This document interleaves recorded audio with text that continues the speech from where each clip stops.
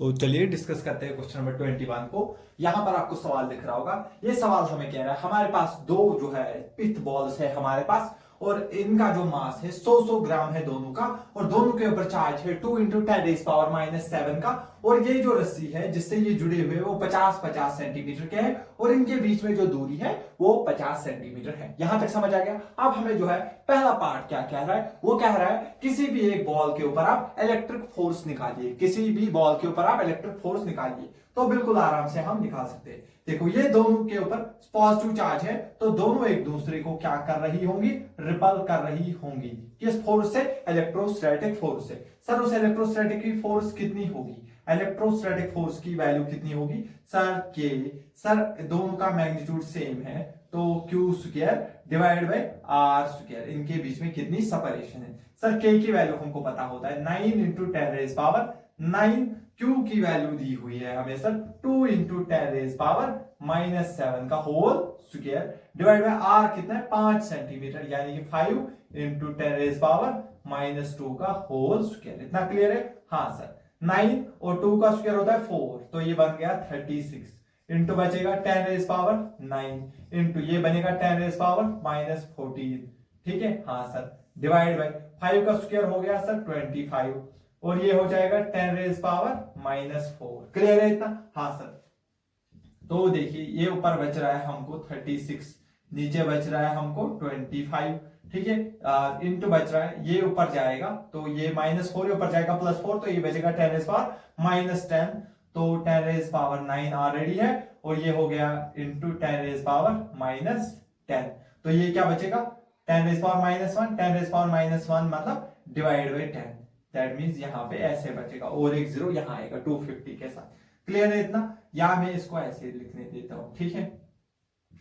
1/10 बचेगा। ठीक है? तो अब ये कितना आएगा क्लियरली अब हम इसको देखना है, सॉल्व करेंगे। अब ये इसकी वैल्यू हमारे पास कितनी आ जाती है। तो ये तो है ऊपर हमारे पास 36 है। ठीक है? तो इसको ऐसे रहने देते हैं, 36 है। ठीक है? और नीचे हमारे पास अगर हम ध्यान से देखेंगे, नीचे हमारे पास 250 है। ठीक है? तो अगर मैं कोशिश करूं, अगर मैं ऊपर भी 4 से मल्टीप्लाई करूं और नीचे भी 4 से मल्टीप्लाई करूं, तो 36 36 72, यानी कि ये बनेगा 144। इसको 4 से मल्टीप्लाई करूंगा तो 1000 बनेगा। 1000 मतलब एक बार पॉइंट इधर लाओ, फिर इधर लाओ, फिर इधर लाओ। दैट मींस ये बनेगा 0.144 न्यूटन। तो यही है आपके पहले पार्ट का आंसर। पहले आप इसको नोट कर लीजिए, फिर हम सेकंड पार्ट के ऊपर आ जाते हैं। हाँ तो चलिए स्टार्ट करते हैं। अब जो सेकंड पार्ट हमें बी पार्ट इस सवाल का कह रहा है अब जो है इसके ऊपर, रस्सी के ऊपर जो रिजल्टेंट फोर्स लग रहा है उसका जो है एक कंपोनेंट अलोंग द स्ट्रिंग कितना होगा और परपेंडिकुलर टू द स्ट्रिंग कितना होगा, उसका हमें आंसर बता दीजिए। देखो अगर हम इसकी बात करेंगे तो इसको क्या करेंगे, नीचे लग रहा होगा फोर्स mg। नीचे कितना लग रहा होगा फोर्स mg, ग्रेविटेशन की वजह से। पहले हमें नेट फोर्स निकालना पड़ेगा। ठीक है सर। सर इसका मास है 100 ग्राम, यानी कि 0.1 इंटू में जी की वैल्यू यहां पर इसने 9.8 ही ली है, तो ये बनेगा 0.98 न्यूटन फोर्स इसको नीचे लग रहा होगा ग्रेविटी की वजह से। ठीक है सर। और क्योंकि ये एक दूसरे को रिपल कर रहे होंगे, किससे? इलेक्ट्रोस्टैटिक फोर्स से, और वो मैं अभी निकाल चुका हूं। वो कितना है 0.144 न्यूटन आंसर आ रहा है। समझ आ गया? ठीक है सर। इन दो फोर्सेस में से कौन सा फोर्स बड़ा है? mg। तो रिजल्टेंट इसी के जो तरफ झुका हुआ ज्यादा आएगा, एकदम बीचों बीच नहीं आएगा। तो अब इनका जो है हम रिजल्टेंट निकालेंगे। ठीक है? तो अब इनका रिजल्टेंट कितना आएगा, सीधे जब हम इनका रिजल्टेंट निकालेंगे, क्योंकि दोनों किस पे है? 90 डिग्री के एंगल पे है। जब दोनों 90 डिग्री के एंगल पे होंगे तो अब क्या आएगा, डायरेक्टली इसका स्क्वायर प्लस इसका स्क्वायर, अंडर रूट में इसका स्क्वायर आएगा 0.144 का स्क्वायर, प्लस में इसका क्या आएगा 0.98 का होल स्क्वायर। ठीक है? तो पहले मैं इसको कैलकुलेटर से देखता हूं कितना आता है ये। हाँ तो इसकी जो वैल्यू मिल रही है, इसकी वैल्यू आ रही है हमारे पास 0.99 न्यूटन। ठीक है? तो जितना इसके ऊपर रिजल्टेंट फोर्स होगा, जितना इसके ऊपर रिजल्टेंट फोर्स होगा, उतना ही क्या होगा, रस्सी में टेंशन होगा, उतना ही रस्सी में क्या हो जाएगा, डेवलप टेंशन हो जाएगा। दैट मींस क्योंकि तभी ये स्टेबल रहेगा। दैट मींस ऊपर क्या लग रही होगी, टेंशन। दैट मींस टेंशन किसके बराबर होगी, डायरेक्टली इसी के बराबर होगी। टेंशन हमारे पास इधर नेट फोर्स के बराबर आ जाएगी। क्या इतना क्लियर हो रहा है? हाँ सर, दैट मीन्स तो टेंशन की वैल्यू जो है आपको थर्ड पार्ट में पूछी है, तो टेंशन आप डायरेक्टली लिखोगे कितना 0.99 न्यूटन। ये आपके सी पार्ट का आंसर हो गया। क्या इतना क्लियर हो रहा है? इतना पहले आप लिख लीजिए। हाँ, तो जो है ये आपका आंसर हो जाएगा। बुक में जो है इसका आंसर दिया हुआ है 0.986, क्योंकि अप्रॉक्स हम निकाल रहे हैं, क्योंकि पूरी वैल्यू जो हम एग्जैक्ट पुट नहीं कर रहे। ठीक है, तो ये हो गया आपका। तो सी पार्ट का आंसर, ए पार्ट का आंसर निकाल चुके।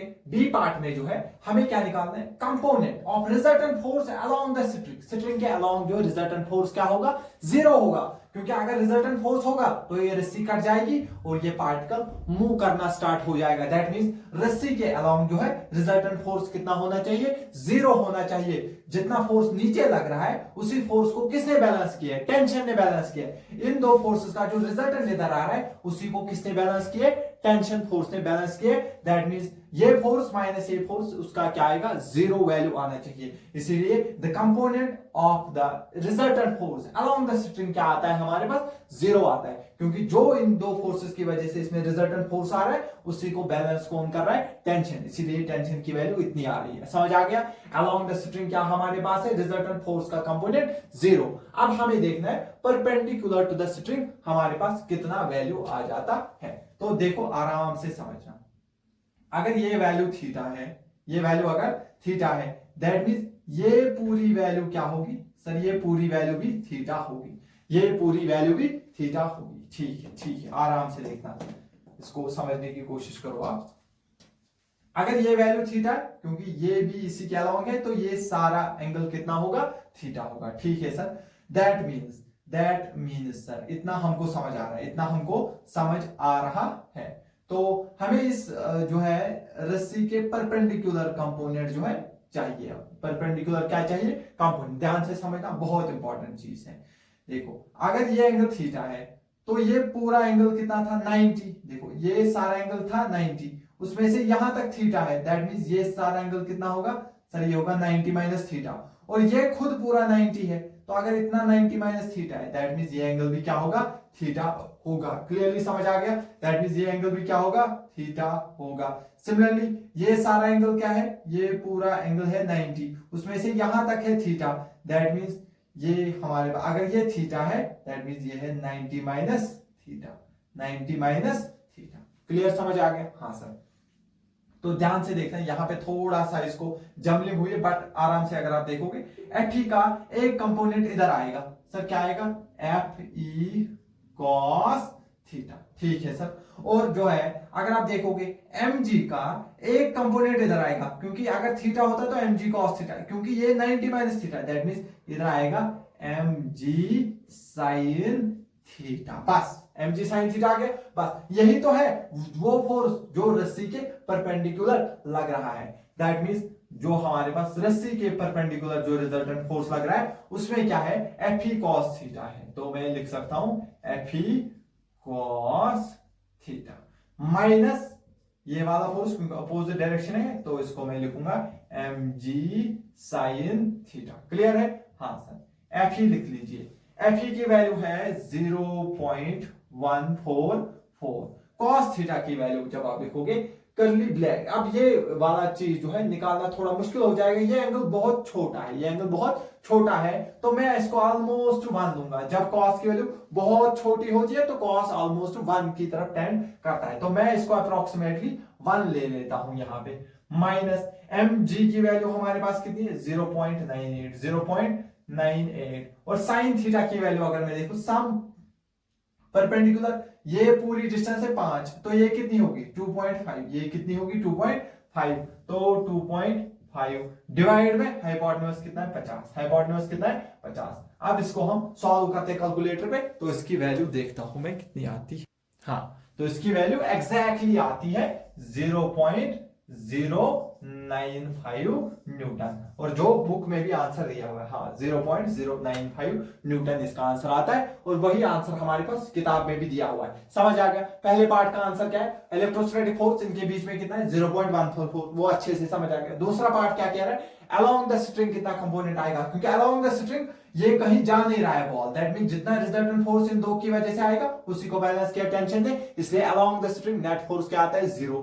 परपेंडिकुलर टू द स्ट्रिंग ये हमने देखा, ये माइनस ये हमें मिला 0.095 न्यूटन, और ये दोनों क्या है बाहर की तरफ, क्योंकि पॉजिटिव आया मैंने इसको बड़ा माना, दैट मींस ये अवे जा रहे होंगे, एक दूसरे से क्या जा रहे होंगे, दूर जा रहे होंगे, यानी कि अवे फ्रॉम चार्जेस होगा। ठीक है, इतना क्लियर हो गया आपको? हाँ, अगर आपको इतना क्लियर हो गया तो अब हम इसको फिर मिटा के फिर डी पार्ट डिस्कस करेंगे, जिसमें हमें एक्सेलरेशन निकालनी है। हाँ, तो चलिए डिस्कस करते हैं डी पार्ट।